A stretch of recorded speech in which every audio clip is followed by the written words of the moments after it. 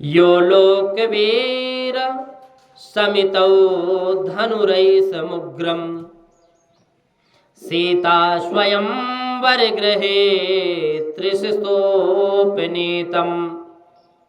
आदाय बालगजलील इवेच्छुयष्टिम्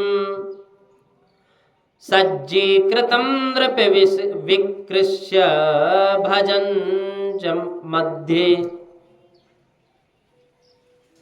प्रभु ने किस रीति से उठाया, किस रीति से नवाया, यह कोई नहीं जान सका और अति आनंद भी हो गया। धनुष टूट गया। सब आश्चर्यचकित हो गए। जितने भी राजा वहां राजकुमार बैठे थे सब आश्चर्यजनक हुए कि यह कैसे हुआ।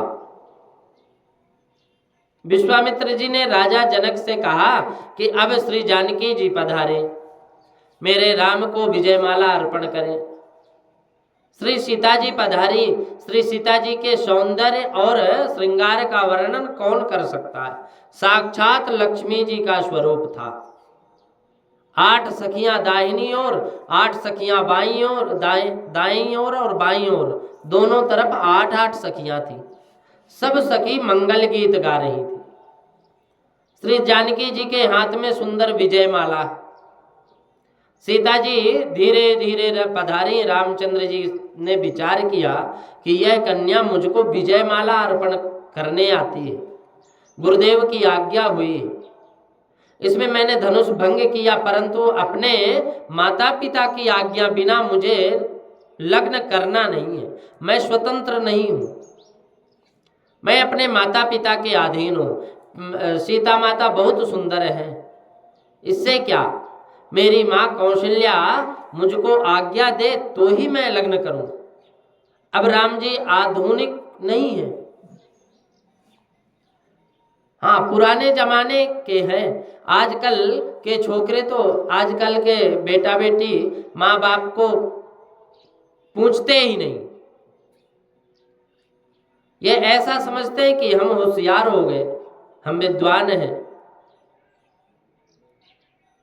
राम जी ने निश्चय किया कि माँ की आज्ञा नहीं है, इसलिए विजय माला पहनने को माथा नहीं नवाऊं। तो श्री सीता जी थोड़ी छोटी थी। श्री राम जी माथा नवाए तो ही सीता माँ विजय माला अर्पण करे। श्री जानकी जी राम जी के पास पधारी। उन्होंने दोनों हाथ ऊंचे किए। श्री जानकी जी के हाथों में सुंदर रत्न जड़ित कंकड़ थे। उनमें राम जी का प्रतिबिंब दिखा।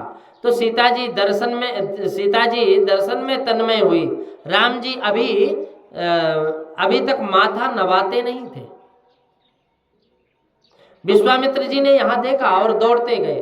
विश्वामित्र जी ने यह देखा और दौड़ते गए। उन्होंने रामचंद्र जी के कान में कहा कि मैं अयोध्या में से निकला था ना, जब अयोध्या से, उस समय कौशल्या जी के साथ सब बात हो गई थी।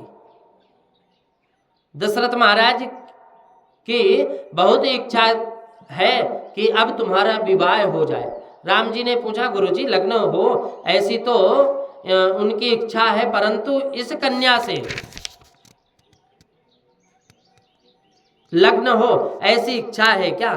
तो विश्वामित्र जी ने कहा कि हाँ ऐसी ही इच्छा है। कौशल्या माँ ने सीता जी को बहुत प्रशंसा सुनी है सीता जी की।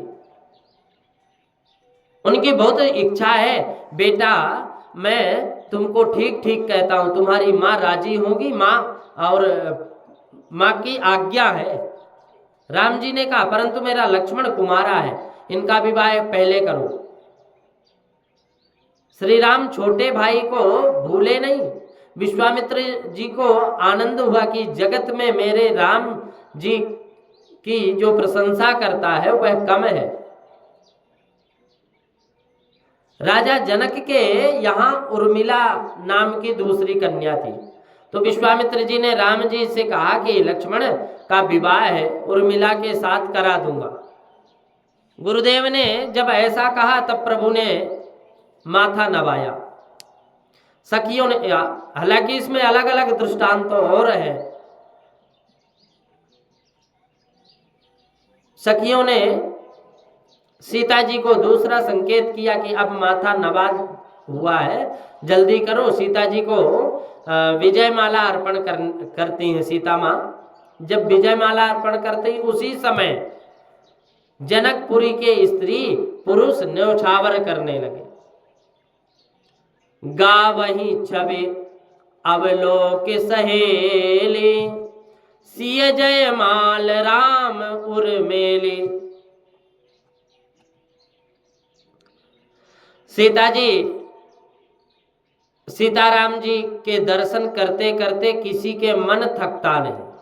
अब मनोहर जोड़ी है, कितनी सुंदर है, इसको किसी की नजर ना लग जाए, ये सदा सर्वदा आनंद में बने रहे। पीछे विश्वामित्र जी की आज्ञा हुई, उस समय स्वर्ण अक्षरों में कुमकुम पत्रिका लिखी गई,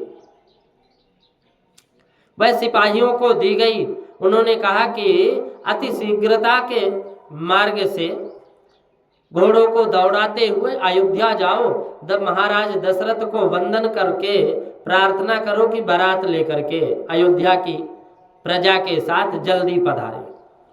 राम जी ने उन सिपाहियों से कहा कि अयोध्या में मेरे पूज्य पिता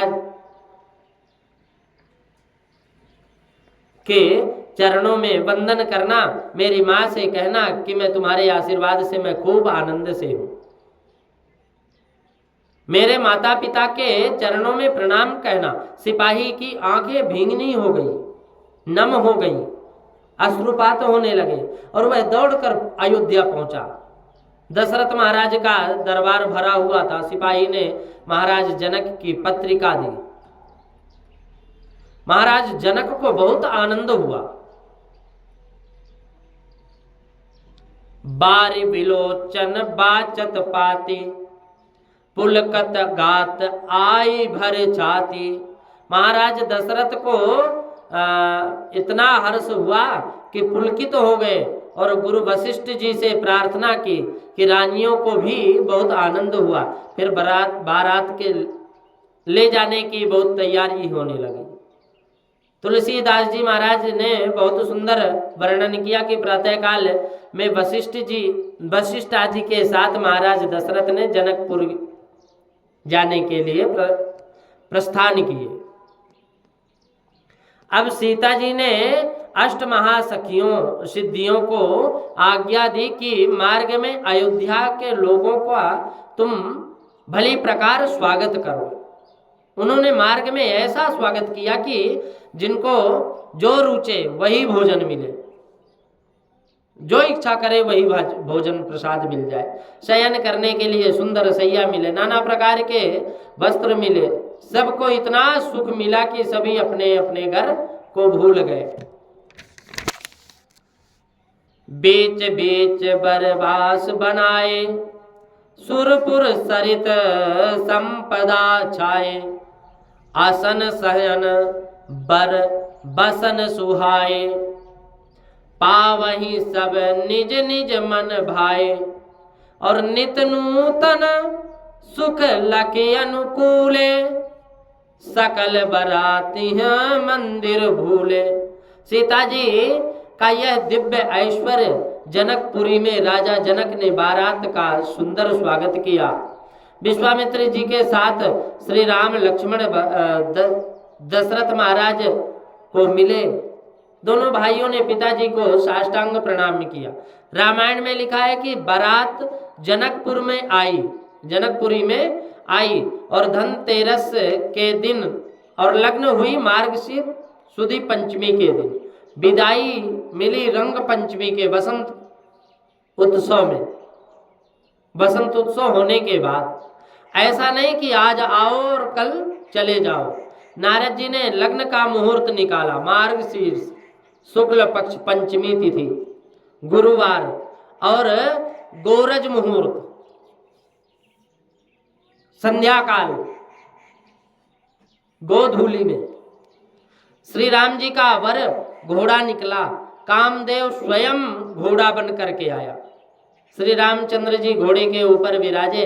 साधारण जीव जब लग्न करने जाता है तब काम उसकी छाती पर बैठता है, परंतु भगवान श्री राम जब लग्न करने गए, तब विवाह जब करने गए, तब काम की छाती पर चढ़ करके गए।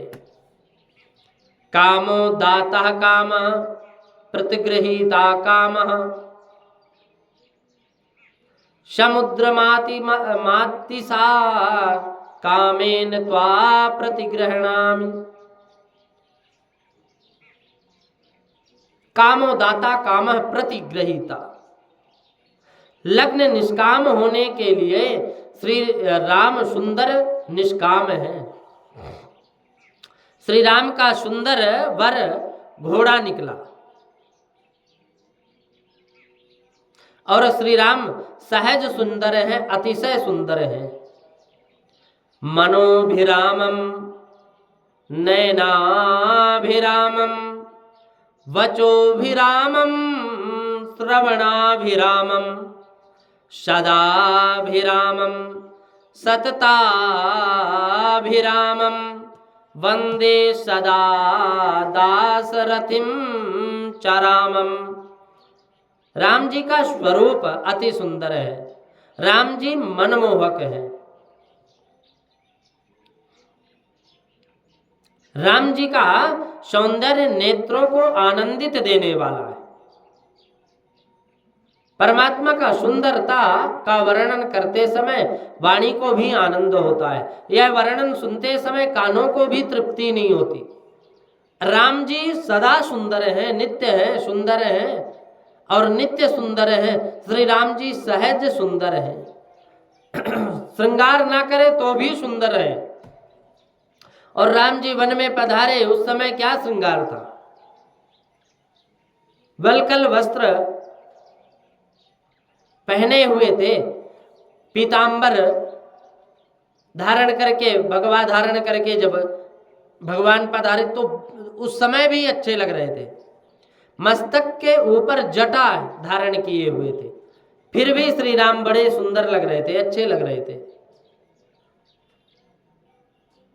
शूर्पणखा की इच्छा हुई कि राम मेरे पति हों। शूर्पणखा राक्षसी थी। अब उस पर भी उसकी राम जी के साथ लग्न करने की इच्छा हुई। राम जी श्रृंगार ना करे तो भी सुंदर लगते हैं, और फिर भी आज तो राम जी ने वर राजा है और वर राजा का श्रृंगार किया। इस सुंदरता का वर्णन कौन कर सकता है? श्याम शरीर शुभाय सुहावन शोभा कोटि मनोज लजावन कल किंकिन कटे सूत्र मनोहर बाहु विशाल विभूषण सुंदर नयन कमल कल कुंडल काना बदनु सकल सौ दर्ज निधाना सुंदर भ्रुगटि मनोहर नासा भाल तिलको रुचिता निवासा।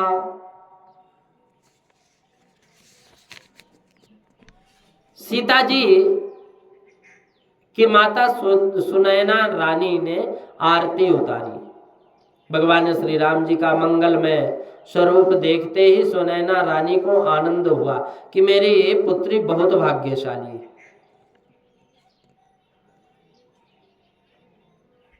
सुनैना आरती उतारती है कि शरद विमल विधु बदनु सुहावन नयन नवल राजीव लजावन सकल अलौकिक सुंदरताई कहीं न जाए मां मन ही मन लाई। मन में ही भाव उत्पन्न होता है। जो सुख भासिय मातु बनो जो सुख भासिय मातु मन देख राम बरवेशु, और सो न सकहीं कही कलप सत, सहस शारदाशेषु। श्री राम जी के दर्शन करते समय रानी के मन में थोड़ा ऐसा भाव जगा कि किसी जन्म में मेरे ऐसा वर मुझे मिले तो मैं कितने सौभाग्यशाली बनूं। ये सुंदर कितने सुंदर हैं भगवान श्री राम, मर्यादा पुरुषोत्तम है। इनके विषय में मैं सास हूं और ये जमाई है, ऐसा लौकिक भाव रखना नहीं। यह जीव ईश्वर के साथ परिणय करे तो ही सुखी होता है। कोई ईश्वर स्त्री के साथ अथवा पुरुष के साथ लग्न करने से थोड़ा सुख मिलता है, परंतु अंदर की शांति मिलती नहीं।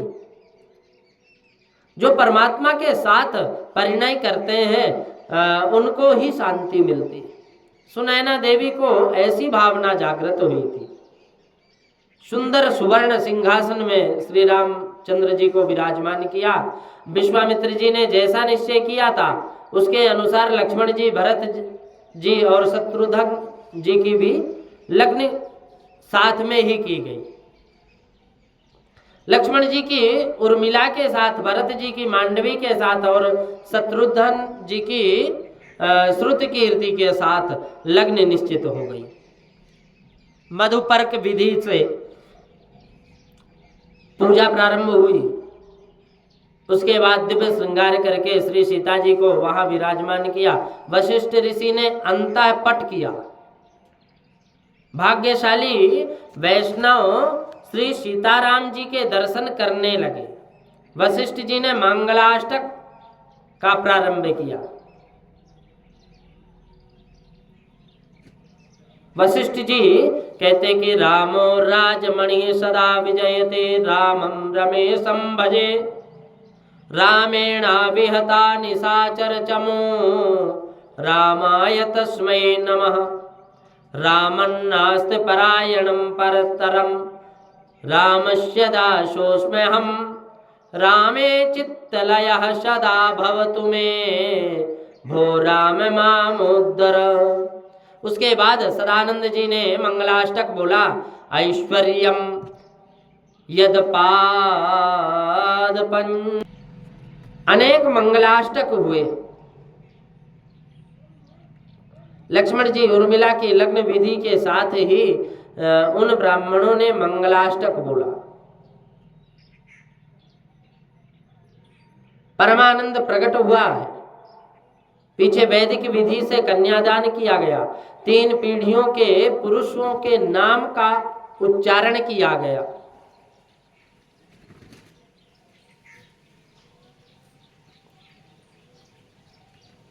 फिर शादी के समय 3 पीढ़ियों का नाम लेते हैं ना, स्मरण करते हैं ना, वही आज ब्राह्मण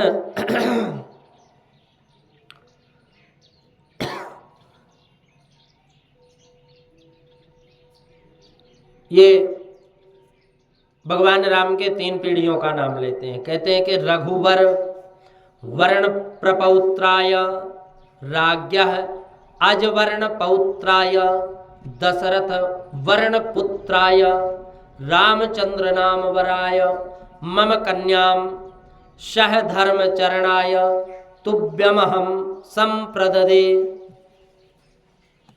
श्री सीता जी का हाथ राम जी के हाथ में समर्पण कर दिया, संप्रददे।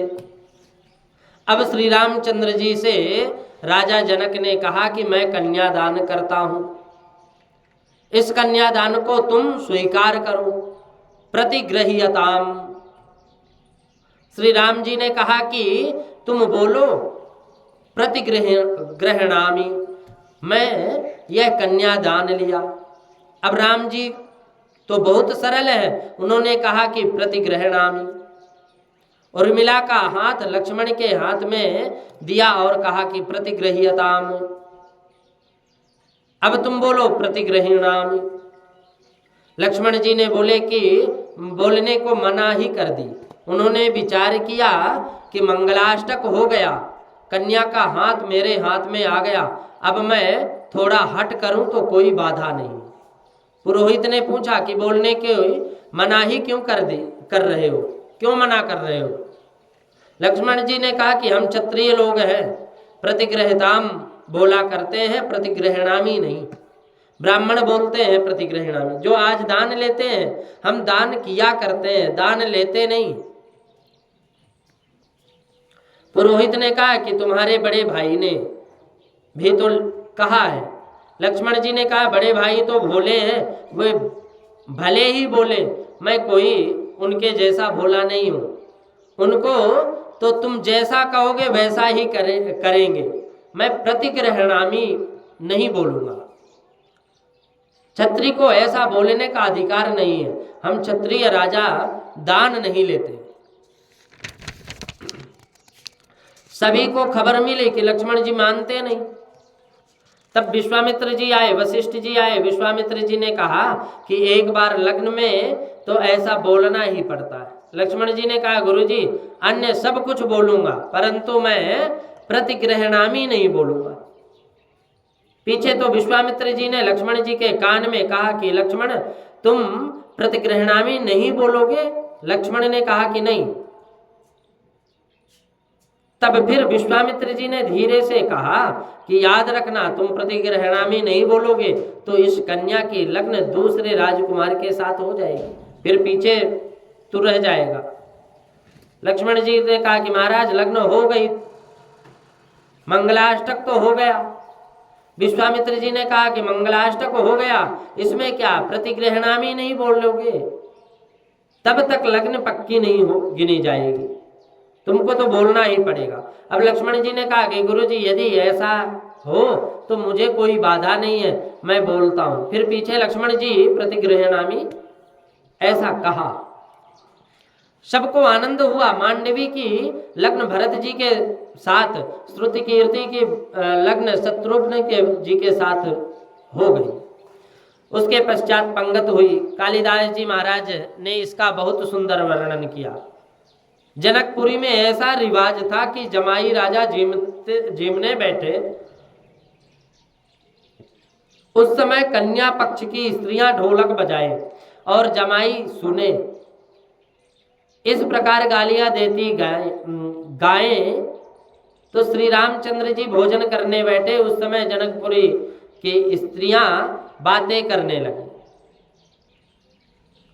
एक स्त्री ने कहा, अरे सखी, मैंने तुमको क्या कहूं, ये राम तो निश्चय ही भाग्यशाली है कि हमारी कन्या श्री सीता जी के साथ इनकी लग्न हुई है। मुझे ऐसा लगता है कि राम जी ने कोई धनुष तोड़ा ही नहीं है। यह तो रावण ने तोड़ा था, परंतु वह मरा अभागा कि एकदम मूर्छा आ गई उसको, और इन भाई ने हाथ लगाया, उससे टूट गई। दूसरी स्त्री बोले, अरे सखी, मैंने तो सुना है कि दशरथ महाराज की वृद्धावस्था आ गई और पुत्र संतान कोई मिली नहीं, इससे वे बड़े दुखी हुए और पीछे ब्राह्मणों को बुलाया, कुछ मंत्र जाप करवाया, यज्ञ कराया, रानियों को कहा कि रानियों को खीर खिलाई। उस खीर को खाने के बाद ये बालक हुए। दशरथ महाराज को रानियों को खीर खिलवाने की क्या जरूरत थी? अरे खीर खाकर उत्पन्न हुए बालक में क्या शक्ति होगी? यह तो ठीक है कि राम भाग्यशाली है कि धनुष तोड़ा रावण ने और उसका श्रेय भोगते हैं श्री राम जी। तीसरी स्त्री बोली कि इससे तो अयोध्या की स्त्रियां बहुत जबरदस्त हैं, खीर खाती हैं, बालकों को जन्म देती हैं। राम जी ने स्मृत हास्य किया। राम जी ने कितने प्रेम से बोलती हैं, परंतु लक्ष्मण जी को यह सुहाया नहीं, अच्छा नहीं लगा। उनको खीज चढ़ी, क्रोध आया कि मेरी माता कौशल्या के लिए ये ऐसा बोलती है। राम लक्ष्मण जी को समझाते हुए, तो क्यों परेशान होते हो? ये तो परिहास करती हैं, तुम क्रोध मत करो।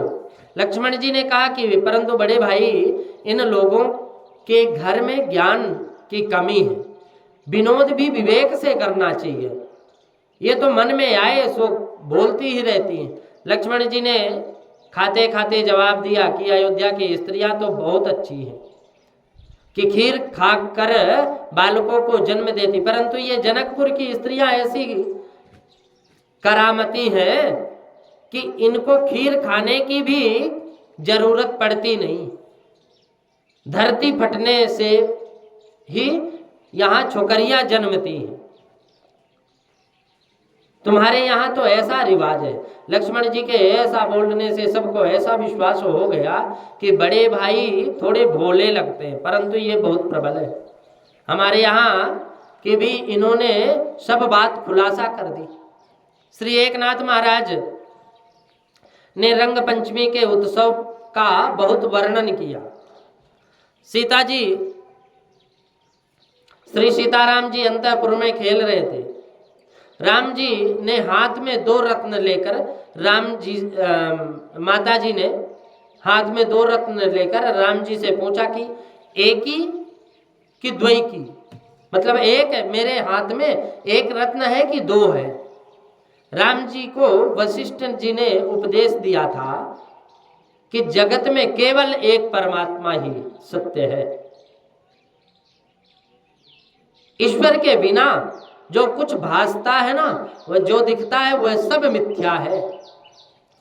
एक ही परमात्मा अनेक रूप से विराजे हुए हैं, माया के अनेकता भासती है, दिखती है। श्री राम तो पर ब्रह्म रूप है, और राम को द्वैत दिखाई देता ही नहीं, 2 देखते ही नहीं। इसलिए राम जी ने कहा कि एक ही। माता जी के हाथ में 2 रत्न निकले।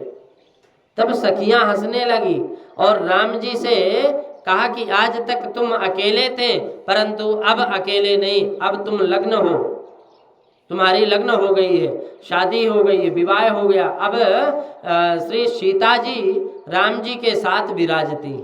विनोद में भी कोई राम जी का अपमान करे, वह लक्ष्मण जी सहन नहीं कर पाते।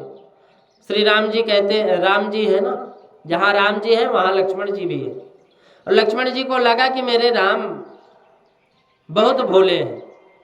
ये लोग इस कारण हंसते हैं कि लक्ष्मण जी ने सखियों को जवाब दिया, मेरे राम जो बोलते हैं ना उसका तुम कोई अर्थ समझती ही नहीं। सखियों ने कहा, पूछा कि क्या अर्थ समझते नहीं?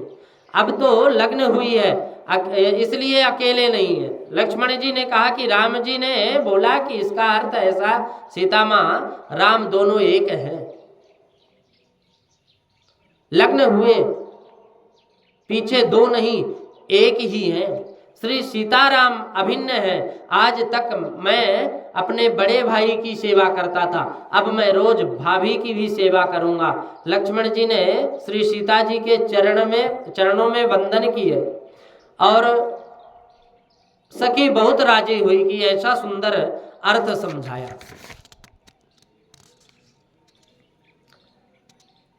पति पत्नी अद्वैत सिद्ध करे, लग्न हुए बाद में पति पत्नी अद्वैत सिद्ध करे तो गृहस्थ आश्रम सुखमय चलता है। जहां भेद है वहां ही दुख है, कष्ट है। पति पत्नी का स्वभाव एक ना हो तब तक लग्न सफल नहीं होती। तन 2 परंतु मन एक हो, इसका नाम लग्न है। पति पत्नी तन से 2 होने पर भी उनका स्वभाव और उनका मन एक हो तभी सुख मिलता है। पति और पत्नी का लक्ष्य अलग हो तो भेद होता है, भेद से मन भेद होता है और मन भेद से फिर झगड़ा होता है और झगड़ा से अशांति होती है, भय होता है। जहाँ भेद है वहाँ भय है, जहाँ अभेद है वहाँ अभय है। पति और पत्नी तत्व से तो एक ही है। राम ने कहा कि एकमेवा द्वितीयम ब्रह्म, एकमेवा द्वितीयम ब्रह्म, परमात्मा एक ही है। माया के अनेक रूप भासते दिखते हैं, अब सब में एक ही परमात्मा की सत्ता विलासती। जनकपुरी के संत ऐसा कहते हैं कि राम जी जनकपुरी में पधारे और इनकी श्री सीता जी के साथ लग्न हुई। उसके बाद राजा राम जी वहां राज्य अभिषेक किया था। राम जी का वहां राज्य अभिषेक भी किया था। अब जनकपुरी के संतों की ऐसी भावना है कि राजा जनक ने कन्यादान किया, तब राम जी को घर जमाई बनाकर घर में ही रखने की प्रतिज्ञा की थी। वे संत ऐसा कहते हैं कि हमारे राम जी तो जनकपुरी छोड़कर जाते ही नहीं। जनकपुरी में श्री सीता जी अखंड रूप से विराजते हैं। राम जी अयोध्या जाएं तो कैकेयी उनको वन में भेज देती है ना। तो जनकपुरी के संतों की ऐसी भावना है कि राम जी जनकपुरी में ही विराजते हैं। जनकपुरी सबकी बहुत इच्छा थी कि श्री सीता जी और राम जी को सुवर्ण सिंहासन पर पधराकर जनकपुरी में ही राज्याभिषेक हो। श्री रघुनाथ जी का पहला राज्याभिषेक जनकपुरी में हुआ। सुवर्ण सिंहासन में श्री सीताराम जी विराजते हैं और भाग्यशाली वह प्रजा जो सीताराम जी के दर्शन करती है। दर्शन करते मन थकता नहीं। लोग बातें करते हैं कि श्री राम है, ये साक्षात आदि नारायण परम ब्रह्म परमात्मा है, और सीता माँ राजकन्या नहीं, ये तो जगन माता लक्ष्मी है, वे धरती से प्रकट हुई है। हम प्रत्यक्ष लक्ष्मी नारायण का दर्शन कर रहे हैं। नीलांबुज श्यामल कोमलांगम सीता समारोपितवामि भांगम पाणौ महासायक चारु चापम नमामि रामम रघुवंशनाथम। लग्न महोत्सव के उपरांत श्री सीताराम जी के साथ अयोध्यापुरी जाने को तैयार हुई। अब सीता माता जी साक्षात लक्ष्मी है, वो इस जनकपुरी को छोड़कर जा रही है। महालक्ष्मी जिस नगर को छोड़कर जाए वहां के लोगों की कैसी दशा होगी। माता जी ने विचार किया कि मैं अब यहां से जाती हूं तो ये लोग क्या खाएंगे। माता जी ने चावल से थैली भरी और चावल बिखेरे। वे ही चावल आज तक भी मिथिला में खूब चावल उत्पन्न करते हैं। श्री सीताराम जी ने सबके साथ जनकपुरी से अयोध्या के लिए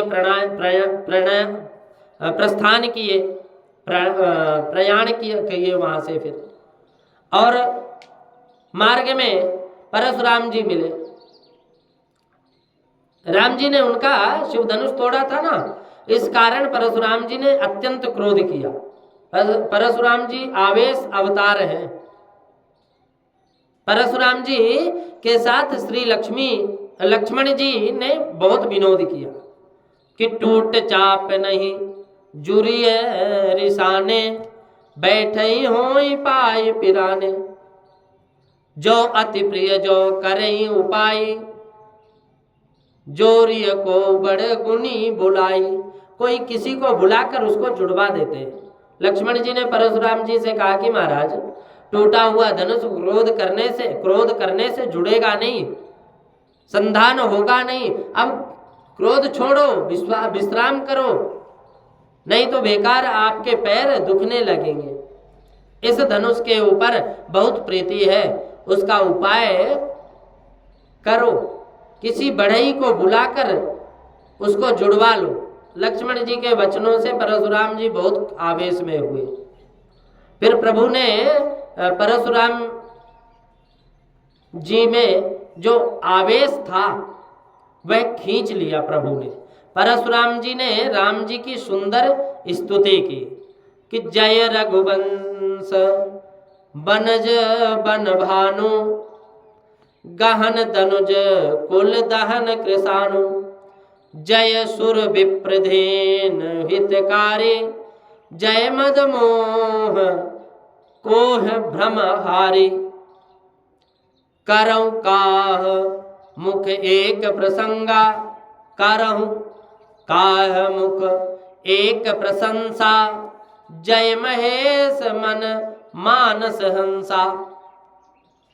राम जी की जय जयकार करते करके परशुराम जी तप करने चले गए और वहां अयोध्या में जाकर अयोध्या में पधारे। सब माताओं को अतिशय आनंद हुआ। अंधों को आंख मिले,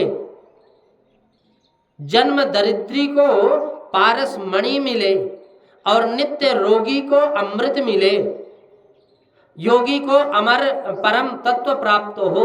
उस समय उनको जैसा आनंद होता है वैसा आनंद सब माताओं को प्राप्त हुआ। 4 लक्ष्मी नारायण मेरे घर आए, ऐसी भावना से कौशल्या माँ ने पूजन की। अयोध्या की प्रजा श्री सीताराम जी को निहार कर हर्ष से प्रसन्नता परिपूर्ण हो रही। उसने बहुत बड़ा आनंद उत्सव किया। अब महाराज दशरथ ने ऋषि विश्वामित्र का खूब सम्मान किया। रानियों के समक्ष महाराज दशरथ ने राजा जनक की बहुत प्रशंसा की। सीता जी वह सुन रही थी, बहुत राजी हो रही थी।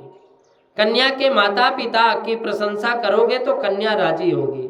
महाराज दशरथ ने कौशल्या आदि रानियों से कहा कि ये पराये घर की कन्या अपने घर आई है। पलक जिस प्रकार आंख की सुरक्षा करती है ना, उसी प्रकार तुम इसका रक्षण करना, इसकी रक्षा करना। राखें नयन पलक की नाई, जैसे पलक आंख की रक्षा करती। इनकी पीहर जाने की इच्छा होगी तो मैं मानूंगा कि तुमने कुछ काला गोरा किया है। ये पीहर को भूल जाए, इतना प्रेम करो। इस रीति से इनको रखना।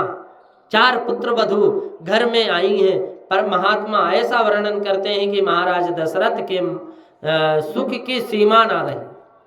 अब श्री राम जिनके पुत्र हैं, श्री सीता जी जिनकी पुत्र वधू हैं, उनके सुख का पूछना ही क्या है। परंतु अतिशय सुख मिले वह ठीक नहीं है। महाराज दशरथ के सुख को नजर लग गई। महाराज दशरथ बहुत ही सुखी थे, वे अब दुखी होने लगे और सुख के दिन जानने जाते देर नहीं लगती। संसार का एक नियम है कि दिन के पीछे रात्रि आती है और रात्रि के पीछे फिर दिन, दिन की तरह वो सुख के पीछे दुख और दुख के पीछे सुख है। सृष्टि का ये क्रम है, निरंतर चलते रहते हैं। सुखस्यांतरम दुखम, दुखस्यांतरम सुखम। ये सुख के बाद दुख आता है, दुख के बाद सुख आता है, निरंतर चलते रहते हैं। ये द्वय में तद्दि, ये दोनों क्रम है हमेशा निरंतर। जंतु नाम लयम दिन रात्रिवत, ये हमेशा दिन रात्रि निरंतर चलते ही रहते हैं।